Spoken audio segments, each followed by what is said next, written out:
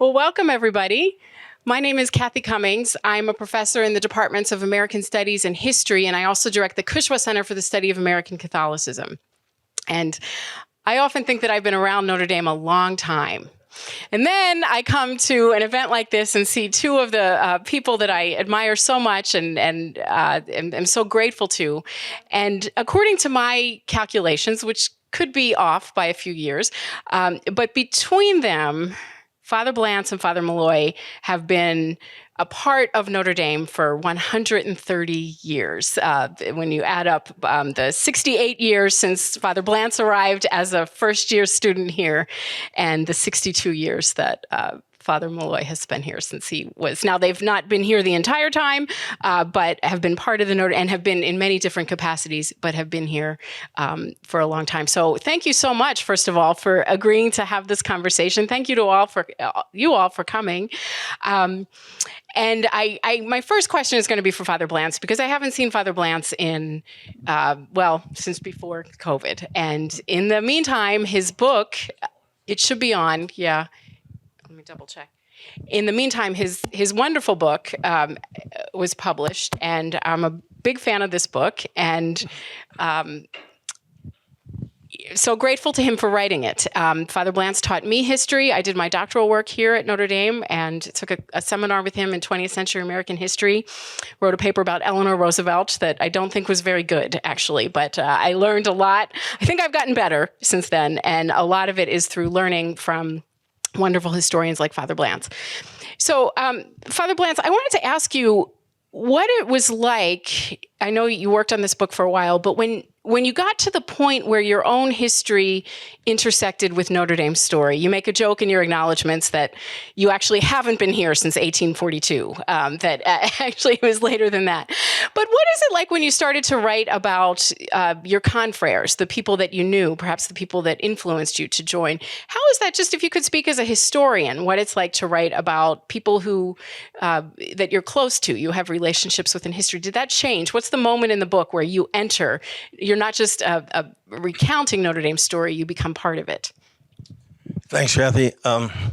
It does change a little bit, but I still did the research and the sources, using the Observer, the Scholastic, and things like that. And then, but also you had your own personal view, and you could add to that, certainly. And the people that you knew very well, that I had been engaged in oral history, interviewing other people about their backgrounds and their contributions to whatever the incident might have been. And so I was kind of used to that also. And so you're using all three of those, my own memory, especially like in student unrest and things like that, and the decision to admit undergraduate women for the first time that I was involved in that as Vice President for Student Affairs. And so you certainly had some insights into it and the motivations, things like that. But you still relied primarily on the written record and things like that. Yes, I'm definitely going to hope to hear more about that later. Some of the challenging years as vice president during the unrest, certainly, but also this momentous anniversary. We're approaching the anniversary of coeducation. So, Father Malloy, you've written. You're not a historian. You're, which is okay. We still Thank you. Okay. So the books that you have written about Notre Dame are more from the perspective of memoir, and you're a wonderful writer. You teach writing. But it's also part of history. So how do you see yourself as not doing the same kind of work that Father Blantz does in the archives, reviewing the Scholastic, but recounting Notre Dame's history as you saw it from your various perches, but especially as president? Well, when I did my 3-part memoir, it meant I had to start being born and then kind of work my way through my presidential years. And so that was a particular perspective I could draw upon. A few things, memories of people from my family and others. When my sports career in high school was recorded pretty extensively in newspapers and other memorabilia of that kind.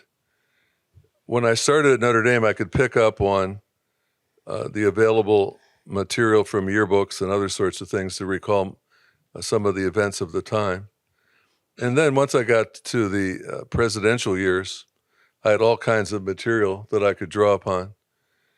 the big thing was, what kind of perspective did I want to take on that? When you're talking about your own self and your history in an institution, what does objectivity look like? I don't claim to have been utterly fair. There were things I left out deliberately because I didn't think they were worthy of reflection, or people were not concerned about those aspects of the life of the institution. But I thought I captured reasonably well the kinds of issues that we faced during those years, the kind of support I had from wonderful people in the administration and the board, and then to see the connection between what happened then and where Notre Dame evolved up to the present. When I finished my time as president, I was asked, was there one great thing that you felt that you had been able to be responsible for, to achieve, or whatever? And you always want to say, I did anything I did with a lot of other people. But I pointed to 8 or 9 things. And so it became kind of a mantra of things that had changed during that time, all of which built on what Ted Hesburgh had done and his colleagues. And so I thought that was a way of capturing those 18 years. And I know that when John Jenkins, if he ever gets around to writing a book about his time, we'll be able to do something comparable. Just a little side note, most of the material that I accumulated was before the computer revolution. And so on one hand, there's a lot more material available, but it can be overwhelming. A lot of trivial stuff out there. The paper stuff that I was working with tended to be more focused and more readily available in some ways, and I could own it. You know, I have a friend from the Board of Trustees who was the CEO of a major corporation, and they got sued. And he found out that at the end of the day, people within his large organization would send him emails that he never saw. So they would, in a sense, protect themselves, presuming that he had seen them and had given assent. And so the recommendation to him was get off email. I mean, that was a way of saying, not just to purify the record. How can I get on that? How can I get off email? That's But a great, anyway, that I don't sounds want like to a good. stray too far, but it's just a reminder that the resources that historians have available now are extensive in one sense, but they may not be filtered properly. And I felt that what I had to work with made it easier to do my history or my memoir than it would have been otherwise. Let's stick with the question of sources. And I want to ask Father Blantz, did you have access to more sources as a former archivist yourself, as a member of the Congregation of Holy Cross? Could you just see whatever you wanted? No. Okay. The archives, Notre Dame archives, I was archivist for 10 years in the late 60s and throughout the 70s. And the regulation there was that the papers, the official papers of the university are closed for the most recent 72 years. And so that would roughly from about World War II on, those are closed. Now you can get permission to look into those on specific issues that you might want to research with the permission of the university president, Father Jenkins now. And so I think I probably could have, if I wanted to, look into some of those records that getting John's permission on specific issues that when I was archivist, right, there's very often people wanted to do something on the Newt Rockney or something like this and look into the Rockney papers in the 20s, and I was the archivist in the 60s, and so there was would be the 50-year restriction. And so usually the president, Father Hesburgh, would give permission if it was just on Rockney. If it was a touchy thing, well, he'd often ask me to go through and read them first and so like and make sure that there wasn't any. I think the reason that was that theoretically all people are hired at the university, all faculty members are hired by the president of the university, and therefore their salaries and everything else are listed in those. And so to protect the president, faculty members and things like this, figuring that after 50 years, why the people probably are not on the faculty anymore or have moved off or something like that. So there was that 50-year restriction at that time. Now it's 72-year restriction, but no, so I did not ask for permission to do that. See, here I thought you just walked into the archives and just took whatever you wanted and could see whatever you wanted. So this is, no, That's I'm not kidding. the way it works. Let's stick with Father Hesburgh for a minute. And a story you told me many years ago now, when you were working your way from 1842 through the present, and you were working chronologically, and you're only in the 1920s. But Father Ted really wanted you to interview him, and you said, "I'm not at your time yet. I'm only in the 20s." And he said, "You're not getting any younger." Is this true? Did he say this to you? And Absolutely told me that. but he did live long enough for you to interview him, correct? I really didn't. I sat at the table with him several times at Holy Cross House, and we would talk about things, but I didn't really officially interview him with a tape recorder or anything like that. No, I never did. And he wanted you to, I remember. Okay, on the question of, since we're on Father Hesburgh, I wanted to ask Father Malloy a question that I'm sure you've been asked before, but how daunted were you? How did you approach succeeding a kind of larger-than-life, long-term president? 35-year president who was a legend, yeah. That's a good question. The greatest tribute that I can pay to Ted is that I think he left the university in very good shape with a lot of positive momentum, so that I did not have to do what some incoming presidents have to do, which is fire people, have budget crises, have to deal with a whole set of controversial issues. So that was a plus. And then Ted and Ned Joyce traveled for a year and basically left the campus. And that was a great gift. I tried to do the same thing for Father Jenkins. I wasn't going all the time, but I didn't. For example, I didn't go to football games. I didn't go to events that I would have gone to because I felt he ought to have his own day in the sun. Ted was very good to me. We only had one significant fight during all my 18 years as president. So what was it about? That was my next question. Yes. It was when I wanted to make a transition, appropriate one, that Tim O'Mara would step down as provost. And it was a natural thing in terms of the years that he had been in that position, and that he be replaced by Nathan Hatch after a search process that I went through. And Ted was a little unhappy about that because he had worked with Tim O'Mara for a long period of time and they had a close relationship. So I went over to the office over here. I said, Ted, you can't do that. I said, whether you agree with my decision or not, it's not your role as the former president to interpret for any group of people whether this is a good decision or not. I'll have to live and die with it or something. I'd have to be responsible for it. And he said, you're absolutely right. He said, I should not have done it. And that was the only fight we ever had. Wow. Oh. Still on the subject of Hesburgh, I want to stick with you a minute. And I had a thing with Father Jenkins. Oh, okay. That's the about a change. Tell us that, yeah. About a change in the football coach. And I used a meeting that I was speaking at to a bunch of athletic people to kind of express my displeasure. And I should not have done it. I did what Ted did. Mm-hmm. And I said when I wrote about that particular moment that it was a mistake, and I apologized to him. I think, in most institutions, the former president just disappears unless they just go back to the faculty. I've been with presidents, for example, of Jesuit universities. When they walk around the campus they used to be the head of when they're retired. And it's like they never existed. Here, because we've had so much continuity, we've only had three presidents in 70 years. So you could have to decide. So historians can decide whether that has been good for the institution or not. We'll ask Father Blantz what he thinks. Right. But anyway, right. I think there is a responsibility that the former president has to stay out of the way. And what I've tried to do here, and John and I think have a very good relationship, is be of a service when asked. For example, at trustee meetings, I never say anything unless asked. Mm-hmm. And I try to be a positive presence, and I think that's worked out reasonably well.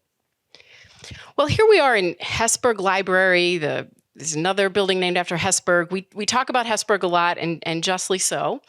But I want to ask Father Blantz now, who do you think is the president that is the least remembered, the most underrated, the least remembered of all the presidents? We have lots of ways to remember Father Ted and many others. But of all the leaders that you've written about, who's the one that maybe doesn't have a lot of buildings or people don't know about? Who's someone that from Notre Dame's long history who we should learn more about? And I have an answer to this question. I'm going to see if you and I have the same one. There are several, I suppose, Kathy.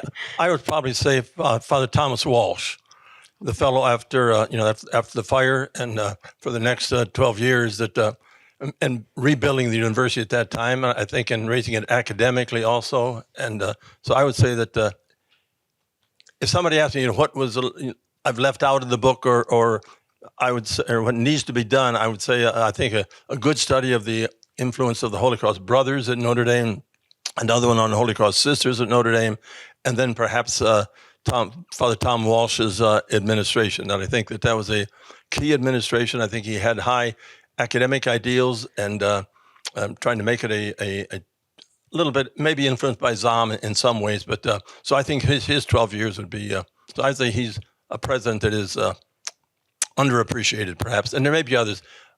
I'm beginning to think maybe Father John J. Kavanaugh, Father Hesburgh's predecessor. I'm trying to do a little bit now, and to do that, I must say I did have to write to Father Jenkins' office because Father John John Kavanaugh's papers go until 1955, and so the 72-year restriction, the last 3 years would not fit, and so but Father Jenkins did give me permission to look at those. I'm trying to look into that a little bit more. That Tom Stritch in his Memoirs of Notre Dame says that it was Father John J. Kavanaugh that brought Notre Dame into the 20th century.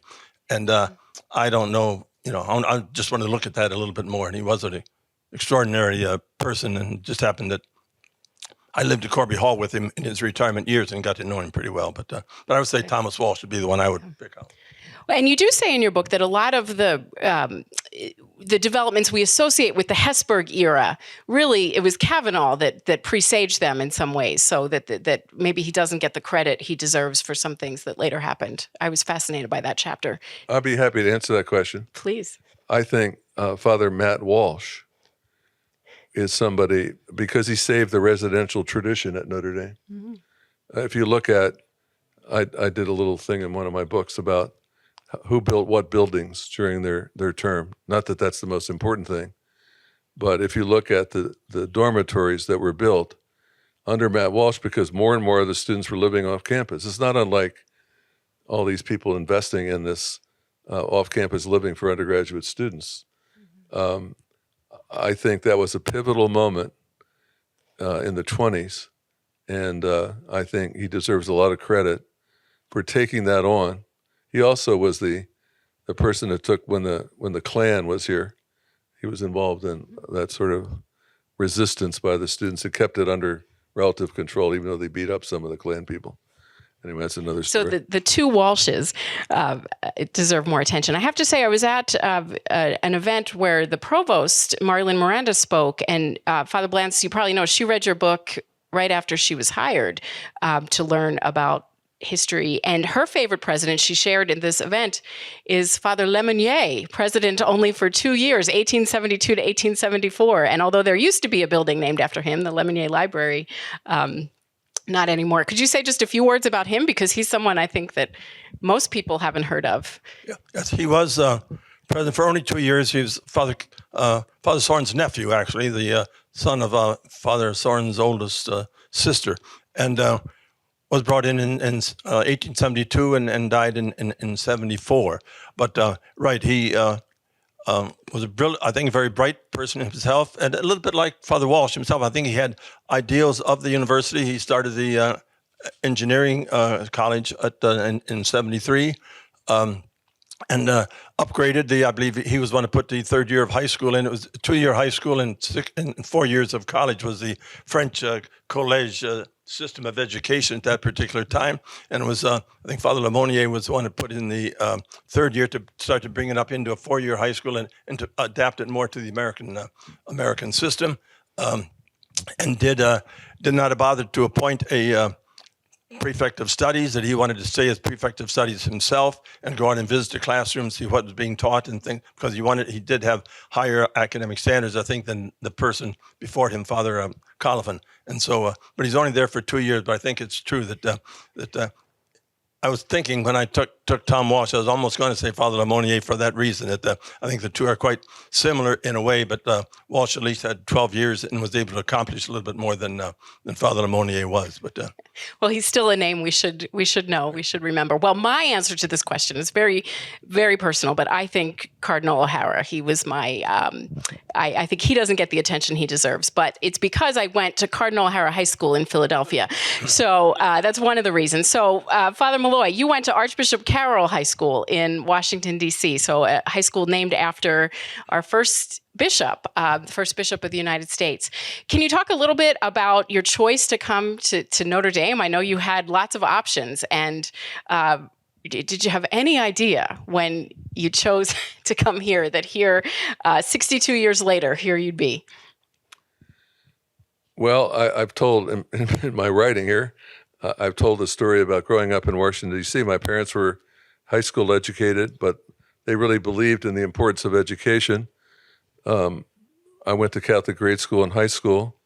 I ended up on a basketball team that was ranked number 1 in the country for 2 years in a row. I had about 70 offers.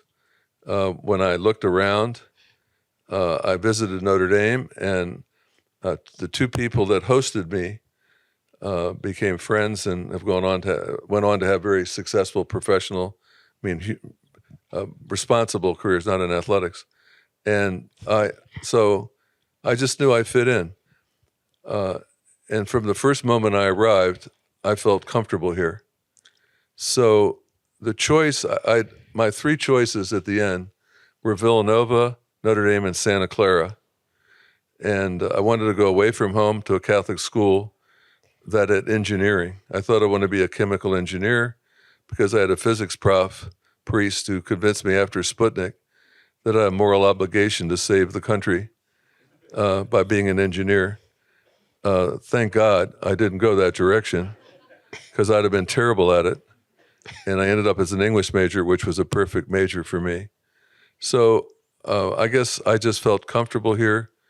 I look back on it and I see there were a lot of aspects of life that were severe that didn't need to be severe. And many of those were changed when I was an undergraduate student. But I think the heart of what Notre Dame was about appealed to me right from the start. Wonderful. Father Blantz, so you've been at Notre Dame a long time. I'd like to ask you about the time you've not been at Notre Dame and the time that you've been associated with it. So you received your doctorate from Columbia University, and you were there during some tumultuous years as well. And then you also studied in Rome. So what did you learn at those 2 periods of your life about 2 places very different than Notre Dame that helped shape your career here? I'll start with Columbia. I was only there for roughly 2 years, and then I went to Washington to do research on my dissertation. But they were really crucial years because at that time in the 50s, that Father Hesburgh was his mantra was to make this one of the great Catholic universities he could, at the same level of the Ivy Leagues and others, et cetera. And when I got to Columbia, I realized what he was talking about, that really was, a level far above what, to be personal, that I took graduate courses here. I got a master's degree in history here, and I got 30 hours of straight A's. I went to Columbia for my PhD, never got an A in any class, never got an A- in any class there. Well, I feel better about the grade you gave me in my doctoral seminar now. This helps me understand it. Yes, very much. So Thank you. I was a tough grader, no question about it. And I had those standards that this is what a university is about. And so they really were, that I really did appreciate then Columbia University and and what Father Hesburgh was talking about, and how far we were. As an undergraduate college, I think we were very good, and maybe just as good as Columbia College, that very few people talked about. But the university aspect of it, and the graduate education here, and the faculty, and the prestige, and the writings, and the influence they were having was far above. Rome was a little bit different than that, but I was there for 4 years in Rome. But it was I'm not sure we wouldn't have learned as much or more theology back here when everything was taught in English. In Rome at that time, everything was taught in Latin. So you had to, all the courses were in Latin, and the exams were oral exams in Latin, etc. And I living in a seminary where we had a language of the house, either Italian or French to speak. So culturally, it was excellent to be in Europe and to be able to travel around Europe a little bit and to pick up and living in Rome as your home city, right, to all the advantages that were there culturally. So that was certainly a great, and you had some great professors there also. Bernard Lonergan was certainly one of the best theologians, I suppose. He and Karl Rahner at that time in the world at that time, and John Alfaro from Spain and a few others. But it was the cultural aspects of thing and that, and the great minds you were in theology that you were contacting with that was there. But I think that the year and a half or 2 years I spent at Columbia were really crucial in shaping my view of education and my ideals of what education could be. Father Malloy, what about you at Vanderbilt? Would you say something similar about your experience there? I love Vanderbilt. I served on the board there for many years later. It was the ultimate ecumenical experience. It allowed me to, many of the students that were in the PhD program in moral theology or Christian ethics were ministers in one denomination or another. And so some of them would confess to me that they were brought up hating Catholics and stuff like that. I just kind of laughed at it, but they were going through the same sort of self-definition or collective definition that was taking place after the council. And I ate it up. I remember reading Martin Luther, John Calvin, the Mennonite tradition, and all of that, and absorbing it, and finding the questions that were asked in the Protestant Reformation, questions that were being asked in the contemporary Catholic Church at the time. However, by the end of my experience there, I said, I've never felt so Catholic. In other words, I continually recognized that I came from a particular heritage and tradition, that being there allowed me to ask all kinds of good questions. I saw what other answers were available within the broader Christian heritage, and reaffirmed that I was a Catholic priest, and that's what I wanted to be.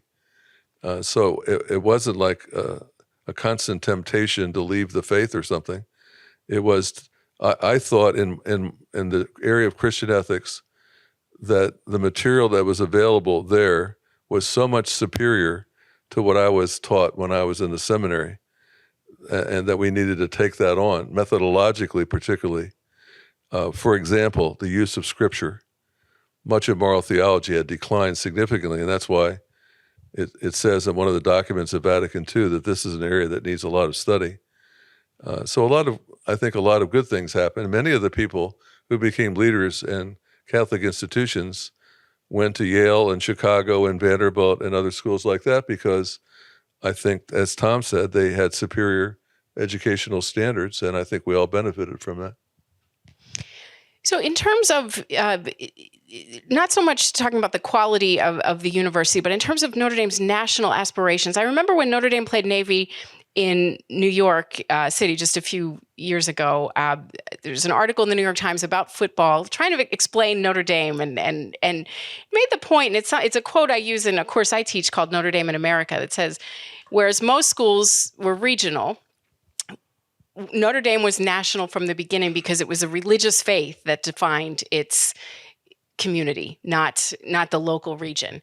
And I wondered, Father Blantz, from your writing, if you saw that aspiration in those early years. The students were coming from not all over the country, but they were a broader geographic representation than perhaps some of the other colleges that were founded around the same time. Did Father Sorin have that kind of national vision from the beginning?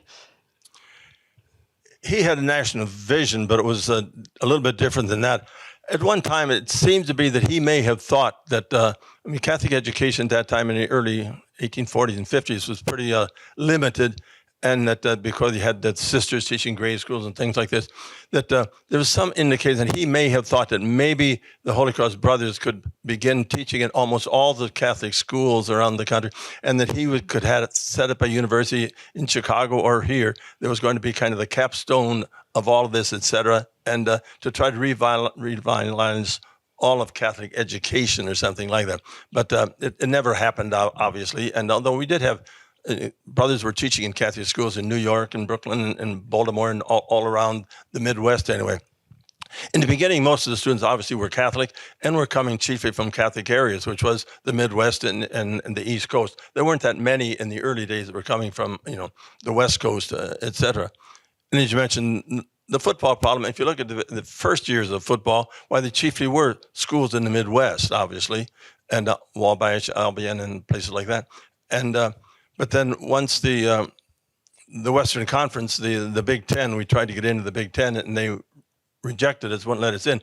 And then once he was looking for better schools, rocking out to better schools to play, and if the Big Ten wouldn't play you, well, then you did go to Army and Navy and Princeton and Stanford and places like that. And so it, in a way, being rejected by the Western Conference, by the Midwest, by the Big Ten, was really a benefit in that sense, and making Notre Dame a more national school athletically and getting that publicity.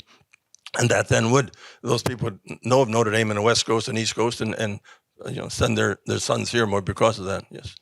One of the many funny parts of your book, times when you have a wry sense of humor that comes through in the writing, but you point out really how late football entered the story in the sense of I think you make the point that baseball and boating, there was an avid boating club, and at one point marbles were the most popular sport at Notre Dame in the 1870s. So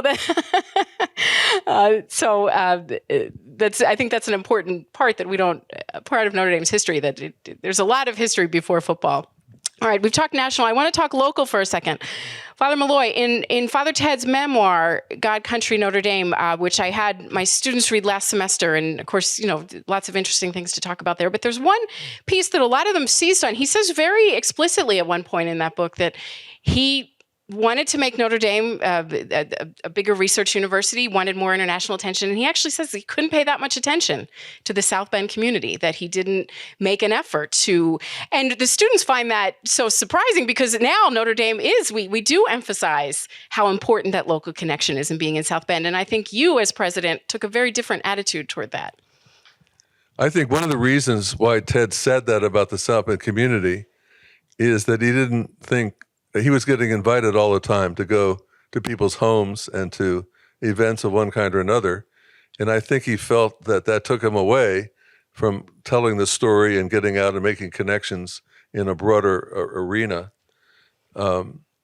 He died. That is what he said. He said he was spending a lot of time there. But I think of you and your investment in the community with the Center for the Homeless and other things. My answer to the question is, I'm a big city guy. Grew up in D.C. I love cities.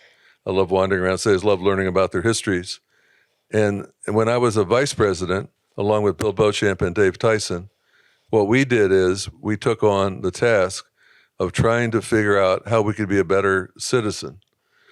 The neighborhoods, the mayors, the city councils, the county council, the business community, the neighborhood associations. And so and Ted gave us the wherewithal to do that. And we had a lot of social events, and the three of us determined on the basis of those interactions that the opportunity was great to publicly and consistently indicate we wanted to be a good neighbor and to solicit ideas about how we could do that more effectively. So that when I became president, we already had prepared a set of steps that we could take. And we were able to get some people like Jim Romer was an early assistant in that process, and a number of other people later on became advocates of that. And then early on, my first year as president, we just buried Dave Link, and Darcy Chisholm has already died.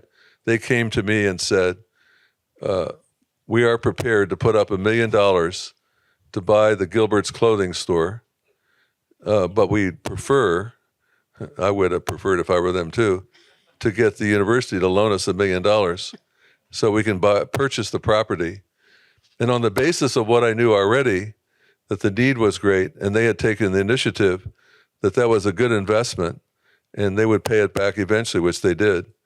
And so that began our long-term relationship with the Center for the Homeless the first year of my presidency. And that led to all kinds of other things, the Robinson Community Learning Center and so many other things that Notre Dame people have been involved in.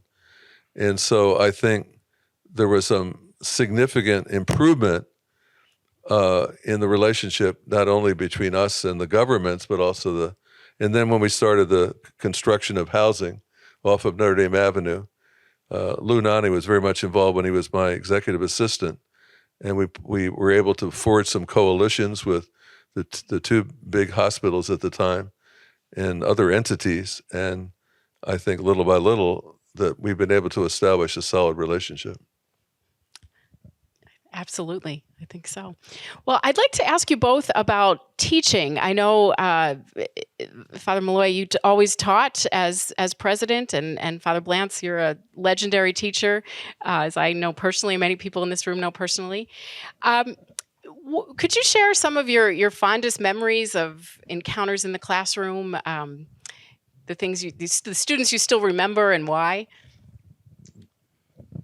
I certainly wouldn't want to pick out anybody in particular like yourself that have, my students that I know the Eleanor Roosevelt paper is at the top of your list, but have succeeded so well under my tutelage or something like that. No, I thoroughly enjoyed teaching. I wasn't that much of a book person early in my years, reading that much. I was much more like to play basketball and football and baseball and things like that. But once I got into college here, and when I was in the seminary, and I was more interested, I think, in maybe being parish work or perhaps mission band or something. I got preaching, but I had some excellent teachers here at the University of Notre Dame, both Holy Cross priests, Father Chet Saletta, Paul Rankin, and then laymen also, Marshall Smelser, and so on, that I really began to get an interest in academic life and the beauty of learning more and et cetera, and especially in history, learning more about history and so on. And so I began to really to want to be like, and when I got to Columbia University, people like Bill Luchtenberg and Richard Morris and others, that to be like them if I could, and to try to imitate them and have the influence that they were having on other people as they were having influence on me. And as a priest, trying to help someone grow intellectually, that we're created in the image and likeness of God, and our intellects and wills, and to help perfect and help somebody grow intellectually and perfect their mind, their most godlike quality, et cetera, that it fit in very well. And so I found teaching very enjoyable, very satisfying, and almost every part of it, except faculty's meetings, I suppose. What about grading? That wasn't my. Don't tell me you liked grading. That wasn't my. Grading blue books, blue books and faculty meetings were. But other than that, I really enjoyed and the contacts you made in the classroom, or I was also living in a residence hall at that particular time, and those contacts stay with you. You've performed many of the marriages and baptized children and grandchildren and things like this. That it's been a really satisfying, a wonderful life, and I felt a little bit like Ernie Banks used to feel like playing baseball. It's amazing that they pay you to do it, and I felt the same way about the teaching. I simply enjoyed getting up each morning and being able to go into a classroom and teach people like yourself and others that meeting such a high class young people. And I think it helps to keep you young when you're dealing with people 18 to 25 years old all the time. And I found it just a wonderful vocation. I'm very pleased and blessed to have had it. And Father Malloy, did you teach your first year as president? Well, let me, when I was a deacon, I was living in one of the towers, and I wanted to teach, and they had a problem of evil seminar, and I signed up for 2 of them to teach them. And I decided they were oversubscribed, so I ended up teaching 6 sections of seminar. I taught more than any other faculty member at Notre Dame. I had one seminar from midnight to 2:30 in the morning. So that was me as the beginning of my teaching career. I will say a second thing. I once taught over there 273 students, and I read all the papers. I've never used a graduate student to do my correcting or my grading. Now, that may be a masochistic revelation, but I had great teachers. There was a guy named Ed Cronin who taught me a 2-semester great books approach, like PLS would be. We started with the Greeks and the Romans and worked our way through up to relative to the present. I just loved it. I had Don Costello in the English department, and he was big into introducing theater and film as well as literature.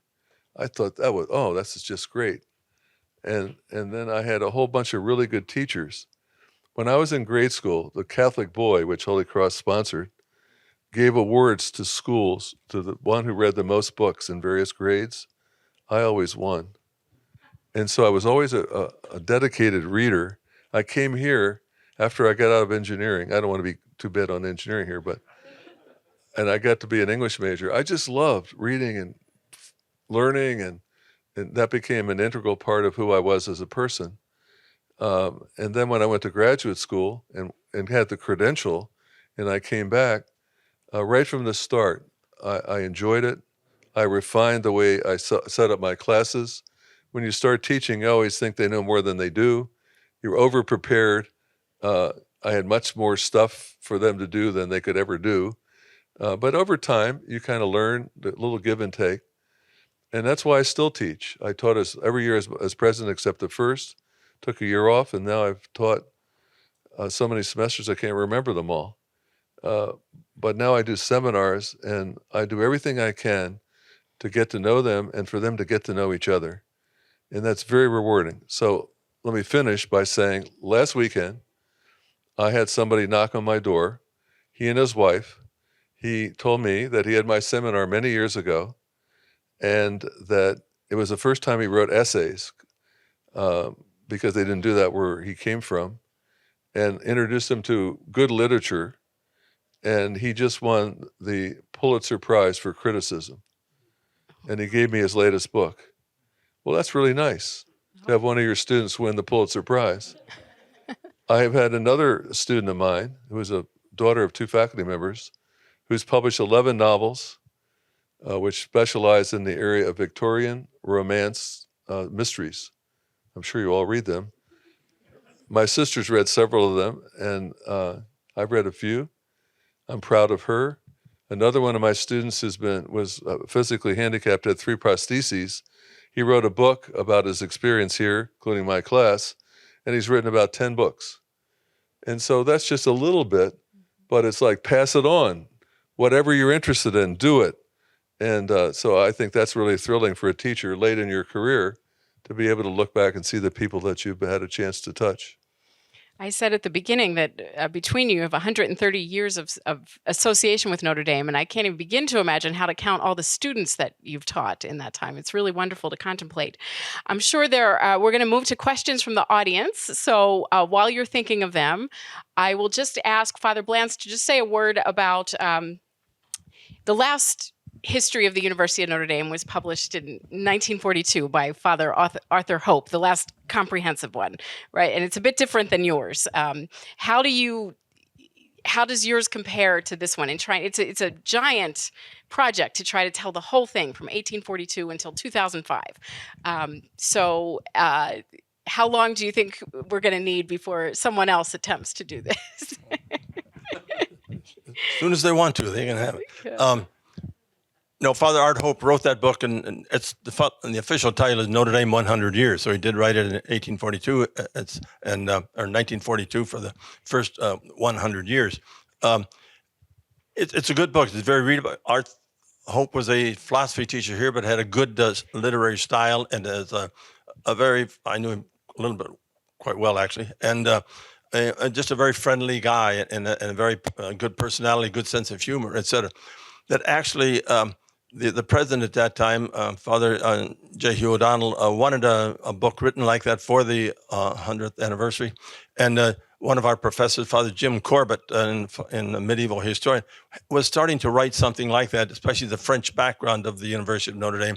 And Professor Corbett gave Art Hope his notes and things like that for the first couple of chapters, et cetera. And Father Hope then was able to turn out that book in 1 year. And so that it came out in 43, I believe. And so it's different. There wasn't that much research that he did or things like that. He certainly used the Scholastic at that time, which was the only student paper we had, and maybe the domes and things like that. But it wasn't.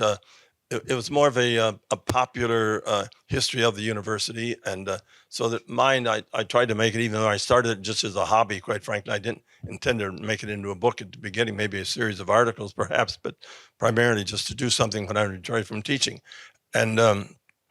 So that I was doing research in the archives and reading as much of the student publications and official university publications as I could.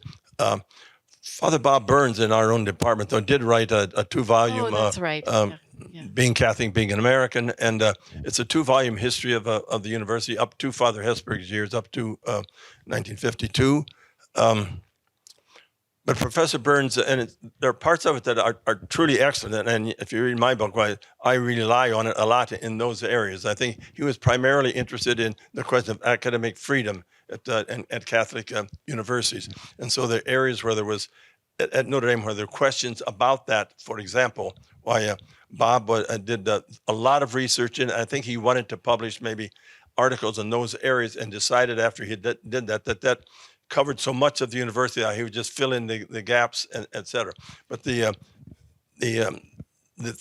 individual instances are much better in the research he did. I relied on very much. Some of you old timers might at least hear stories of the conflict between Father Johnny O'Brien and Francis McMahon of the philosophy department in the early 1940s. That John O'Brien was quite isolationist and Francis McMahon was very internationalist and think that Roosevelt was right in his closeness to Great Britain before the war began. And Bob Burns, there's about 250 pages on that in his a second volume of that. He did a beautiful job of that. And there are several other instances like that he went into. But I don't think there's any quite as complete as I tried to make in mine, although there are certainly gaps in mine also. Well, the floor is now open for questions. Because of the recording, I'm going to walk the microphone to the questioners. So you are first. Happy Veterans Day. Welcome. I have a question for you. Oh. You, when you introduced yourself, you said you were from the department and you used the singular of history and American studies. Now, they were used to be separate departments. Did they merge? No, I probably didn't enunciate properly. Oh, okay. Department of History and the Department of American Studies. Okay. Is it still called Amstead? Okay. I will just conclude with this. I was a freshman here in 1955. So I do go back a ways. And you talk about Father Hesburgh, and I'll just make this one comment. My first year, our first week here for orientation was in the Basilica because that was the only structure that could hold our freshman class. And he said a couple sentences that I have never forgotten. And that is, he said, take a look at the guy to your left and the guy at your right. 4 years from now, one of you will not be here. They said that when I was a freshman too. I know we have some first years in the class. I hope they don't say that now. We have some first years here. Is that they don't do that anymore, do they? Okay, good. What a relief. It's wonderful to have you all here. Is there any questions from a first year student? We have such an opportunity here. Yes. So I'm a sophomore, and I'm actually in Soren with Monk. But I just want to ask you about your time living in a residence hall, and you as well, and kind of how you've had that experience for many years and how you think that's maybe special, because I know that's not very common at other colleges. So I just want to hear about your experiences. I'm in my 42nd year living with teenagers. I mean, I like it. That's why I'm doing it. It's not under any kind of pressure. My experience living, I think when I was president, I was the only one in the country that both lived with students and taught students as well as having that job. And people predicted, the Board of Trustees when I was elected thought I would last maybe 6 months living in a dorm. Now, I attribute a lot of that to the fact that the students were very respectful of me and my time and availability. But I always thought, as part of the Holy Cross charism, that this is my explanation. What is a Holy Cross priest or brother? We're well educated to our ability level, and when we get available, we do multiple jobs simultaneously as well as we can. Now, that may sound a good thing to be or not. I would say the Jesuits, as a group, tend to educate people to their greatest ability and focus on one thing at a time. So that means, I think, for some of us, that our capacity, if we're teaching full time, is somewhat restrained because of the time availability of doing pastoral work on a regular basis. That's me. I think that's the great strength of Holy Cross as a religious community. That's why I've stayed in a dorm. I stayed in a dorm all through my presidential years. And that's why I think the residential tradition of Notre Dame is the heart of what makes us a distinctive kind of institution, including liturgically and otherwise. I lived in residence halls for most of my life as a priest. Also, I was rector of ZAM when I first came back with my doctorate from Columbia.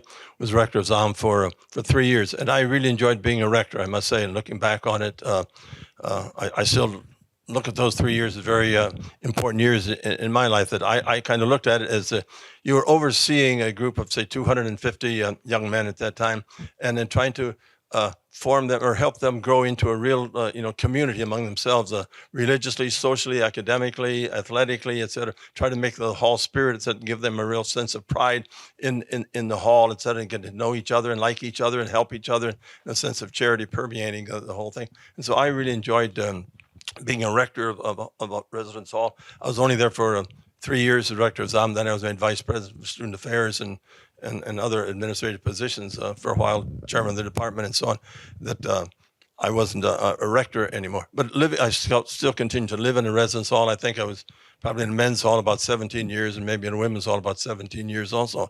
And you were in Kavanaugh, right? When it switched. Yes. So okay. So what was that like? The switch. So you witnessed the transition from undergraduate coeducation and then also in residence life in that experience. Can you say a word about that? But somebody asked me the difference. I always say that my first year in Kavanaugh Hall with the women's hall, when I came back from my office one afternoon and rapped on the door, and the hall president came in, Kathy Hoffman, and she said, Father Blantz, she said, Father Tom, are you afraid of cockroaches? I said, no. She said, do you know how to kill them? I said, yes. You step on them. She said, ew. She said, would you step on one for us? And I said, where is it? She said, it's in the shower. I said, go in and make sure there's nobody in the shower. And she said, if there's a cockroach in there, there's nobody else in there. So I went in and eliminated the cockroach. So I became my first, all the 17 years in the men's hall, nobody ever asked me to kill a cockroach. But my first year there, they did.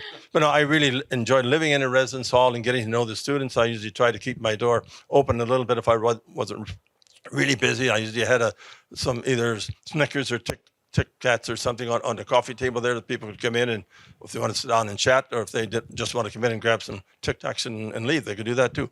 But just to leave it open and to be available to them, and because as a priest, that's what you're doing, trying to influence, see what you can help those people grow, and if they want to come in and talk or whatever they want to do, I do that. So I enjoyed living in a residence hall, even though I was teaching full time or using emergency archivist or chairman of the department, whatever else I hadn't been doing.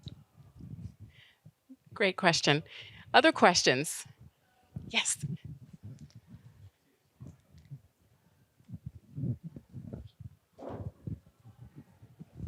Thank you for being here with us, fathers. This has been a great talk so far. I I'm a doctoral student in history, and I just wanted to ask a question. We've talked quite a bit of Father Hesburgh this evening. Could you tell us a little bit about Father Joyce? His name is on buildings too, so if you wouldn't mind sharing a little bit about him would be great. Father Joyce was a Notre Dame student here from Spartanburg, South Carolina. He often wondered whether he was the first person from Spartanburg, South Carolina, that came to Notre Dame. I don't know that. He came, I think, graduated in 37, I believe. Didn't he, Monk? Do you know? I think it was in 1937. In business, he was a magna cum laude student. After he graduated, worked as a CPA. He got CPA exams and passed all that, and worked for 5 years, I believe, then decided to come back to the seminary, was ordained in 1949. He had the business background. I think the first year maybe he did go to Oxford for 1 year for studying philosophy and a few other things, but they needed somebody back here to help in the treasurer's office, and so Father Joyce was brought back at that particular time, probably 1950 or whatever. And right before that, the president, Father John J. Kavanaugh, had reorganized the higher administration with a president, an executive vice president, and various other vice presidents of business affairs, academic affairs, student affairs, et cetera. And Father John Kavanaugh was president, Father Hesburgh was the executive vice president, and so on. In 52, and Father Hesburgh moved up to be president. Well, then he picked Father Ned Joyce to be his executive vice president. And so the two of them worked I thought anyway, the little bit when I was vice president working with him, they worked together very well. It was quite clear that Father Hesburgh was a president, was going to make all the final decisions if necessary. But on the other hand, Father Hesburgh was very interested in the academic side of the university, maybe student affairs side of the university. Wasn't that interested in the business side of the university and the athletic side of the university as much. And Father Joyce was interested in those. And so they complemented each other very well, as Father Hesburgh often went. He's a northerner, Joyce is a southerner. He's more liberal, Joyce is more conservative. You could go down the line. But they really worked together as a team. And I think both of them had complete confidence in each other. Father Hesburgh, I think, rarely probably overturned any decision that Father Joyce made. That they just were a wonderful team for 35 years. And you were there with the end. Ned Joyce was a quality person. Had a lot of. He was a mannered Southerner in terms of the way he dealt with people and the way he talked. It would be fair to say that when Jim Burchell became provost, and from that time on, the provost ran the budget. Tim O'Mara ran the budget. When I became president, eventually I shifted it over so Father Beauchamp regained control over the budget. I didn't think it was appropriate for the provost, who spent most of the money, to also be the chief financial officer. Now, that doesn't mean that Father Joyce still wasn't doing a lot of wonderful things, but he got very interested in intercollegiate athletics. And we had the first television contract because of him. And he represented us as an independent institution in the world of the NCAA. And I think he wanted to preserve the highest standards possible for college athletics. He was very much involved in the fundraising aspect of Notre Dame, which I think he enjoyed. And so I think over time, in the 35 years, I would say in his last 10 years, he did less with the financial side, more with athletics, more with fundraising, and with representing Notre Dame to its alumni. That was, I think, a good thing. It wasn't that he was doing something bad or inadequately, but the provost position, which was introduced with Father Burchell, became a much more powerful presence at Notre Dame from that time on. We have time for one more question. Did someone have a question from over here? Anyone over here? Yes? Great. Thank you. So we do have some first years here, somewhat willingly joining us, but I just wondered, with your perspective on Notre Dame, if you had any words of wisdom for them to how to get the most out of their time here. I think they might appreciate hearing your thoughts on that. In my non-Notre Dame Press book, which I can't mention here, I have one of my books. I have the 10 bits of advice for first-year students. The first one is, I don't remember all 10 off the top of my head. Number one is never eat dinner alone. When you come to a place like this, a lot of people come from all over the world and all over the country, and the worst thing can happen is you don't know anybody, and you go over to the dining hall and you don't know where to sit, so you sit there by yourself and you leave as fast as you can. This is not good. So dorms have a tradition of having tables where they can gather, where they at least know somebody. But normally I think they go over to eat together in groups.